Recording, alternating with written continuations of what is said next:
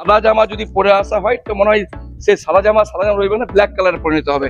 কারণ এখানে বিভিন্ন রকম ফ্যাক্টরি রয়েছে, পলিউশন রয়েছে, তার সঙ্গে আপনার ফ্রি ডাস্ট মানে যেটা ছাই একাধিক গত দেখলাম আমি আপনার নিতুড়িয়া ঢুকতেই যে ডোভা আকৃতি মানে যেখানে ছোট চাকা 4 চাকা ঢুকে তো যে কোনো সময় পাল্টে খেতে পারে বা যে কোনো সময় গাড়ির ক্ষতি হয়। একসঙ্গে 3-4 জনকে বেডে শুতে হয়, ডাক্তারদের নানা রকমের অভিযোগ ওঠে, নার্সদের অভিযোগ ওঠে। এই নাগপুর বিধানসভায় অনেক নেতা তৃণমূলে দেখেছি, অনেক মুখ দেখেছি। গোষ্ঠী কিন্তু মধ্যে একটা বিষয় রয়েছে, আপনারা মানুন বা না মানুন, আপনি হয়তো এখন স্বীকার না করতে পারেন আমার সামনে, কিন্তু আমরা বিভিন্ন জায়গায় প্রোগ্রাম ফুটেজে আমরা ক্ষমা করতে যে দেখেছি যে কিছু অংশ আছে কিছু অংশ নেই, বারবার এতে কিন্তু আপনারা এই মুহূর্তে দেখছেন খাস খবর বাংলা ওয়ান। আমরা প্রথম থেকে আপনারা সবাই জানেন এক কথায় তৃণমূল কংগ্রেসের নিতুড়িয়া পঞ্চায়েত সমিতির সভাপতি। দাদা আপনাকে আমাদের খাস খবর বাংলায় স্বাগত জানাই। নমস্কার। তো আপনার কাছে বেশ কয়েকটা প্রশ্ন নিয়ে আমরা আজকে এসেছি, কারণ হচ্ছে আপনার বিশেষ করে নিতুড়িয়া এলাকায় প্রথমে আমি বলবো আপনাকে আর কিছুদিন পরে তো আপনার আবার ইলেকশন আসছে, ইলেকশনের আগেই যেহেতু প্রশ্ন রাখা উচিত আমার, ঠিক আপনাদের স্বাস্থ্য নিয়ে মানে এই যে হাসপাতাল পরিষেবা নিয়ে কি বলবেন, কেমন কাজ আগিয়েছে? দেখুন, আমাদের এখন স্বাস্থ্য অনেকটা উন্নত এই জন্য বলছি, এখন 100% বাচ্চারা হসপিটালে জন্ম নেয় এবং আপনারা দেখেছেন সুস্বাস্থ্য কেন্দ্রগুলো যেটা এলাকাতে হয়েছে, ওইখানে সমস্ত রকমের ওষুধপত্র পাওয়া যায়। কারো সুগার আছে, হাই প্রেশার আছে, লো প্রেশার আছে এবং মানুষকে ছুটে যেতে হয় না, দুয়ারেই বলা যায়, দুয়ারেই আপনার স্বাস্থ্য শিবির মতন আছে। এখানে এলাকাতে অনেক সুস্বাস্থ্য কেন্দ্রগুলো আমরা করেছি এবং সুস্বাস্থ্য কেন্দ্রেও আপনার অনেক রকমের ওষুধ এবং এএনএম জিএনএম দিদিরা ওটা অনেকটাই টেকল করতে পারেন। তারপর আমাদের ব্লক স্বাস্থ্য কেন্দ্র আছে, তারপর আমাদের সাব ডিভিশনালেও আমাদের স্বাস্থ্য কেন্দ্র আছে। তো এখন বর্তমানে খুব ভালো সিচুয়েশন। কিন্তু অনেক যারা বিরোধী তারা তো অনেকবার বলছে যে আপনার হাসপাতালে একসঙ্গে 3-4 জনকে বেডে শুতে হয়, ডাক্তারদের নানা রকমের অভিযোগ ওঠে, নার্সদের অভিযোগ ওঠে, এই বিষয়ে কি বলবেন? দেখুন, এর আগে কোনোদিন শুনেছিলেন কি একটা বেডে 2-3 জনকে থাকতে হতো? না। কেন শুনেন না? তখন রোগীরা কিন্তু প্রাইভেট হসপিটাল চলে যেত। এখন আমাদের হয়তো সিট 100 আছে, এবার 200 পেশেন্ট আসলে একটু তো আপনাকে সময় দিতে হবে। ওই পেশেন্টের ছুটি হওয়ার পর তাকে কিন্তু বেড দেওয়া যাবে। রঘুনাথপুরে যেমন বলি 300 মনে হয় কাছাকাছি বেড আছে, সেখানে প্রায় 400-500 পেশেন্ট থাকেই। আগে তো পেশেন্ট আসতো না, এটা তো আপনার কাছে ভালো খবর কি এখন পেশেন্ট আপনার স্বাস্থ্য কেন্দ্রতে আসছে। তাহলে আপনি বলছেন ভালো পরিষেবার জন্য এখন অবশ্যই ভালো পরিষেবা পাচ্ছে বলে মানুষ এখন সরকারি সুবিধা নিতে চাইছে। আগে কিন্তু সবাই প্রাইভেট হসপিটালে চলে যেত, ভর্তি হতো, কেন ওইখানে ওদের বিশ্বাস ছিল। এখন কিন্তু মানুষের সরকারি হাসপাতালের উপরে বিশ্বাসটা উঠেছে, মানে জাগেছে।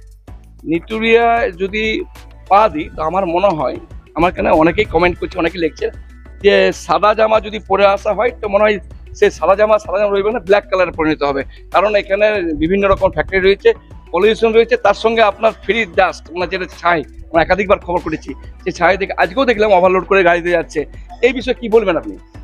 দেখুন, মাঝে হয়েছিল ছাইটা নিয়ে যাচ্ছিল। দেখুন, ইন্ডাস্ট্রি হলে একটু তো আপনাকে একটুকু হলে পলিউশন অসুবিধা হবে, কিন্তু স্টার্টিংয়ে হয়েছিল। তারপর আমরা প্রশাসন বসে পড়ে আমরা যে ছাইটা যাচ্ছে তাকে কভার করে এখন নিয়ে যাওয়া হচ্ছে। তো অনেকটা এই সমস্যা থেকে আপনার নিজাত পাইছে এবং ইন্ডাস্ট্রি হলে একটুকু পলিউশন হয়, কিন্তু ইন্ডাস্ট্রি হলে তো চাকরিজীবী মানুষেরও চাকরি বাড়ছে, এলাকার রোজগার বাড়েছে।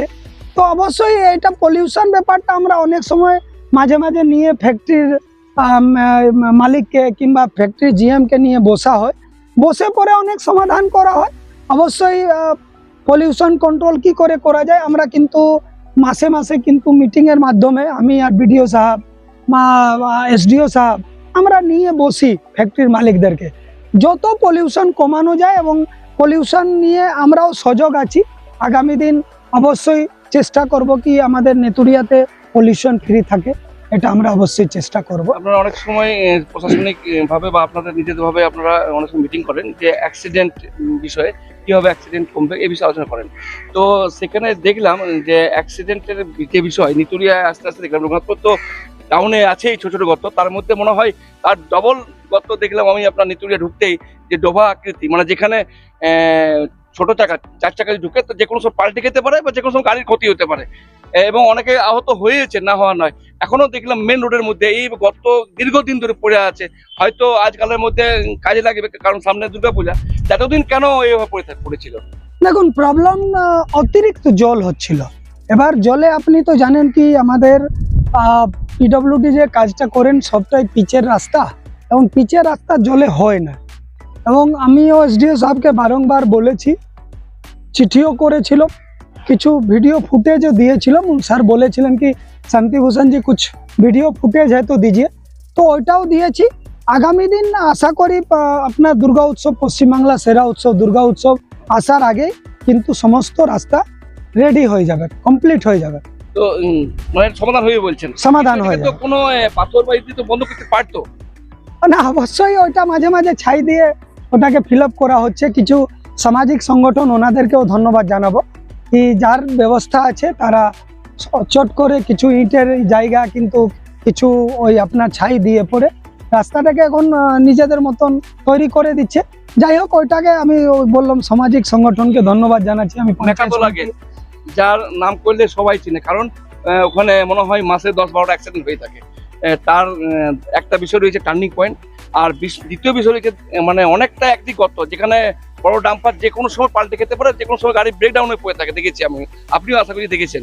তো এই বিষয়ে কি বলবেন মেকাতলা গেট? দেখুন, মেকাতলা গেটটা অ্যাকচুয়াল রেলের সম্পত্তি, তো রেলের সম্পত্তিতে কাজ লাগালে রেল বাধা দেয়। এবার রেলের দেখলাম আমি কদিন আগে, পরশু আমি যা ফিরাচ্ছিলাম, তখন ওরা বড় বড় ইটা ফেলেছে, ওরা চেকা টাইলসের মতন, যেটা ওদের রেলের, ওটা খুব তাড়াতাড়ি ওরা বলেছিল। একদিন আমি কথাও বলেছিলাম আদ্রাতে, তো উনি বলেছেন কি যত তাড়াতাড়ি সম্ভব আমরা করার চেষ্টা করব, কিন্তু ওরাও মাঝে মাঝে তৈরি করেন, বলবো না। এবং আমাদের মনে হচ্ছে কি ওইখানে টার্নিংটা অতিরিক্ত থাকার জন্য একটুকু অসুবিধা হচ্ছে মানুষের। তবে আগে থেকে অ্যাক্সিডেন্টটা হারটা কমেছে এমন বলা যাবে না। আগে যেমন লোক ওইখানে টার্নিং বুঝতে পারতো না, তখন অনেকটা হলো আপনার ওইখানে রেডিয়েন্স দিয়ে পড়ে, দেখবেন রেডিয়েন্স লাগানো আছে, রেডিয়েন্স দিয়ে পড়ে অনেকটা মানুষ বুঝতে পারছে কি না এখানে টার্নিং আছে। এবং আমরা ওটা ওই ইয়ার মাধ্যমে চিহ্নিত করেছি আমরা জায়গাগুলো। পানীয় জল কি ব্যবস্থা আছে? দেখুন, পানীয় জলে দিদির তো একটা জল স্বপ্ন স্কিম আছে। জল স্বপ্ন স্কিমে দিদি অনেক জায়গায় জল দিয়েছেন, এবং আমাদের স্বপ্ন ছিল বিধানসভার আগে অবধি বাড়ি বাড়িতে জল পৌঁছানো। অনেক জায়গায় এটা মিটেছে, এবং আগে তো জল ছিল না অনেক জায়গায়। 2011 সালের পর পশ্চিমবাংলাতে পরিবর্তন ঘটার পর অনেক জায়গায় যেমন জলের সমস্যা ছিল, মিটেছে। কিছু কিছু জায়গায় এখনও আছে। আমাদের তো সবথেকে বড় স্কিম আমাদের রেডি হচ্ছে, যত তাড়াতাড়ি শিউলি বাড়ি জল স্কিমটা, ওটা যদি রেডি হয়ে যায় যত তাড়াতাড়ি, তারপর আরও আমাদের কটা স্কিম রেডি হচ্ছে। ওই স্কিমটা রেডি হয়ে যাওয়ার পর আশা করি নেতুরিয়া ব্লকের কোনো মানুষ জল থেকে বঞ্চিত থাকবেন। সামনে আপনার বিধানসভা ইলেকশন, সেখানে আপনার রঘুনাথপুর এটা বিধানসভা এলাকা, তাই তো? এবার কি মনে হচ্ছে যে নতুন মুখ না সেই পুরানো মুখ ফিরিয়ে আসবে? দেখুন, এইটা টিকিট দেওয়ার কথা পুরোটাই দলের ব্যাপার, ওইটাতে আমরা ঢুকতেও চাই না। মমতা ব্যানার্জি এবং আমাদের ক্যাপ্টেন অভিষেক বন্দ্যোপাধ্যায় যাকে দিবেন তাকেই আমরা জিতে বার করব। কেন আপনি দেখেছেন আমরা এর আগে লোকসভা নির্বাচনে আমরা লোকসভা ভোট হারিয়েছিলাম, কিন্তু আমরা 2024 সালে যে লোকসভা ভোট আমরা কিন্তু বিরোধী থেকে ছিনিয়ে আনেছি। রঘুনাথপুরের রেজাল্ট প্লাস ছিল। আগামী দিন বিধানসভা এই সিটটা আমরা তৃণমূল কংগ্রেসকে গিফট করব, এটা আমরা আশাবাদী। এখানে মানুষের অনেক কাজ করা হয়েছে, মানুষের সমস্ত রকমের সুবিধাতে দিদি করে দিয়েছেন। আশা করি আবার আমরা ক্যান্ডিডেট দল যাকেই দিবে তাকে জিতাই নিয়ে আসবো। রঘুনাথপুর গ্যাস, অ্যাসিডিটি আর পেট ফাঁপা থেকে কষ্ট পাচ্ছেন? এক্ষুনি মুক্তি। গা সোহেল 100% আয়ুর্বেদিক, নিরাপদ ও কার্যকর। আজই কাছের মেডিকেল স্টোরে জিজ্ঞাসা করুন। মেড ক্লিন লাইফ সায়েন্সেস, আপনার সুস্থ জীবনের সঙ্গী। বিধানসভায় অনেক নেতা তৃণমূলে দেখেছি, অনেক মুখ দেখেছি। গোষ্ঠীতন্ত্রের মধ্যে একটা বিষয় রয়ে আছে, আপনারা মানুন বা না মানুন, আপনি হয়তো এখন স্বীকার না করতে পারেন আমার সামনে, কিন্তু আমরা বিভিন্ন জায়গায় প্রোগ্রাম ফুটেজে আমরা ক্ষমা করতে যে দেখেছি যে কিছু অংশ আছে কিছু অংশ নেই, বারবার এটা কিন্তু হয়ে আসছে। এই বিষয়ে কি বলবেন? দেখুন, পরিবার যখন বড় হয় না তখন একটুকু হলে অসুবিধা হয়। এবার ধরলেন আমি বাবা, আমার দুটো ছেলেকে আমি রাখতে পারছি না। ছেলেরা একটা কথা বলবে, মানে অন্য একটা ছেলে অন্য, তখন দেখবেন কি অনেক সময় দুটো ছেলেকে সামলা যায় না। তো পরিবার অনেক বড় হয়েছে, হতে পারে আমার কথা মেল নাই, কিন্তু আমরা সব দলের সম্পদ এবং দলের সৈনিক। আমাদের কথার মেল নাও হতে পারে, কিন্তু আমরা সব তৃণমূল কংগ্রেসের সৈনিক। আমরা, আমাদের নেতা এক, নেত্রী এক, সেটা হচ্ছে মমতা বন্দ্যোপাধ্যায় এবং অভিষেক বন্দ্যোপাধ্যায়। তো আমাদের এমনি কিছু বিরোধ নাই। দেখুন, বারবার বলছি, কথা কাটাকাটি হতে পারে, মানে আমার কথার সঙ্গে আপনার মেল না থাকতে পারে, ওইটাকে বিরোধী বলবো না। আমরা সব দলের সৈনিক, আমরা এক আছি। মানে যোগ ওটা আপনার এটা সব বিষয়ে মিডিয়ার কাছে কেউ মুখ খুলে নাই, আপনারা এক বলবেন, কিন্তু আমাদের ক্যামেরায় কথা বলে, তো ক্যামেরায় অনেক সময় হয়তো আপনি আছেন, আপনার আরো কোনো নেতা হয়তো আপনার আসেনি, সেখানে সঠিক উত্তর পাওয়া যায় না, বিভিন্ন এটা অজুহাত থাকেই। তো যাই হোক, এটা আপনার দলের বিষয়। তো সামনে ইলেকশনে আপনারা একদম বলছেন যে রঘুনাথপুর বিধানসভা আপনারা একদম হাতে তুলে দেবেন। একদম তুলে দিব। এর আগেও আমি মুখোমুখি হয়েছিলাম লোকসভা ভোটে, তখন আমার বিধানসভার রেজাল্টই শুধু বলি নাই, আমরা লোকসভারও রেজাল্ট বলেছিলাম কি বাঁকুড়া লোকসভা কেন্দ্রে আমাদের অরূপ দাস জিতছেন।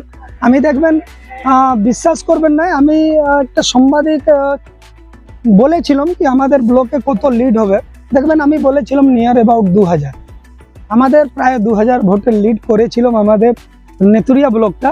এবং বিধানসভা আমরা বলেছিলাম 5000-এর মতন থাকবে। আপনি মিলাই নেবেন না রেজাল্টটা, আমরা যা বলি, আমরা যেহেতু গ্রাসরুটে কাজ করি, তো আমাদের পুরোটাই আমি তুলে ধরে দিতে পারবো কি কোন বুথটা জিতবো, কোন বুথটা হারবো এবং কোন বুথে কেমন রেজাল্ট হবে। অবশ্যই আশা করি আমরা যেটা কথা দিই ওটা মানুষও শুনে ওটা। তো আগামী দিন আমাদের বিধানসভা আমাদের ক্যান্ডিডেট জয়লাভ করতে চলেছে, এটা আগাম আমরা চিন্তা ভাবনা করে রাখেছি কি এবার যে কোনো অবস্থায় আমরা অভিষেক দাকে এবং মমতা ব্যানার্জিকে, মানে রঘুনাথপুর বিধানসভা আমরা গিফট স্বরূপ দেব। যেহেতু আপনি একটা আপনার ব্লকের আপনি সভাপতি পদে আছেন, একটা বড় দায়িত্ব নিয়ে আছেন, আপনার এলাকাবাসীকে আপনার রাজনৈতিক হিসাবে আপনার কি বার্তা দেবেন? কিভাবে এখন ওরা কাজ করবে বা কিভাবে এই সামনে ইলেকশনের প্রস্তুতি নেবে? এবং বর্তমানে আমি জেলার সাধারণ সম্পাদক এবং আমার পঞ্চায়েত সমিতির সভাপতি হিসাবে আমি কাজ করছি। আমি আমাদের দলের সমস্ত মানুষকে একটাই কথা বলবো কি আমরা সবাই দিদির সৈনিক, এবং আমার আপনার কথার মেল নাও হতে পারে, কিন্তু আমরা সবাই দলের একটা সম্পদ এবং সৈনিক। আমি সবাইকে অনুরোধ করব দলের গাইডলাইন মানে চলবেন, কেউ এমন কিছু করবেন না কি দলের বিরোধিতা হয় কি উনি আমাদের সঙ্গে নাই। হ্যাঁ, আমরা সবাই যেহেতু দিদির সৈনিক, আমি প্রত্যেককে অনুরোধ করব আমরা যেহেতু দল এক করি, আমার নেতা এক, নেত্রী এক, মমতা ব্যানার্জি, অভিষেক ব্যানার্জি, আমরা ওইভাবে কাজ করব। এবং আগামী দিন সমস্ত এলাকাকে একটাই অনুরোধ করব, দিদির উপরে আস্থা রাখবেন।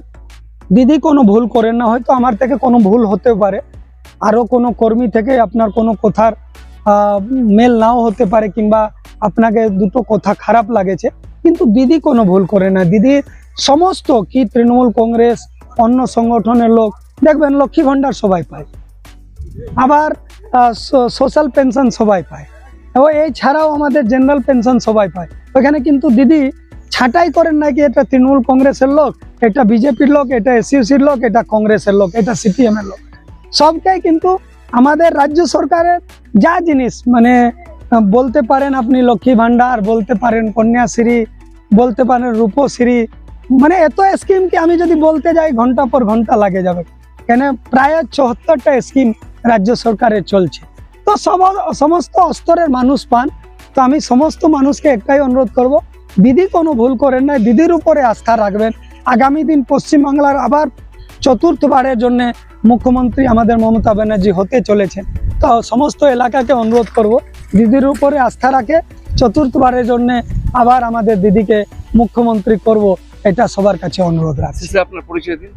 আমি শান্তিভূষণ যাদব। নমস্কার, আমি Shantibhushan Yadav, general secretary Purulia Trinamool Congress committee এবং বর্তমানে পঞ্চায়েত সমিতি সভাপতি নেতুরিয়া ব্লক। আমাদের দর্শকদের উদ্দেশ্যে যে বিষয়ে আজকে বিশেষ করে নিতুরিয়া এলাকা নিয়ে আমাদের কথা হয়েছিল, দ্বিতীয়রা যারা আমার দর্শক আছেন, যদি আপনাদের মনে কিছু প্রশ্ন থাকে অবশ্যই কমেন্টে লিখবেন। সেই কমেন্টের অনুসারে আমরা আবার দ্বিতীয়বার হয়তো 2-1 মাসের মধ্যে আবার লাইভে আসবো।